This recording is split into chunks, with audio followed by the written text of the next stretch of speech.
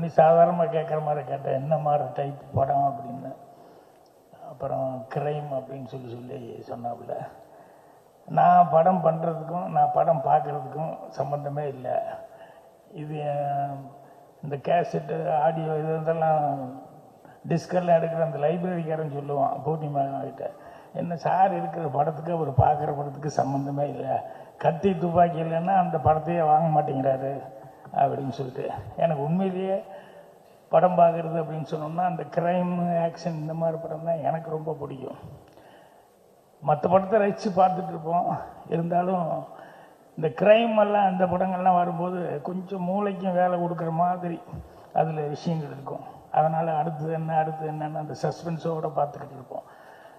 So அதுதான் எனக்கு interest. அந்த மாதிரி படங்களில் நான் அதிகமாக பண்ணல. வெடிமறை காத்திரு, கைதின் டைரி, இதுதான் அவ்வளோதான் பண்ணேன். வேறு எதுவும் சப்ஜெக்ட்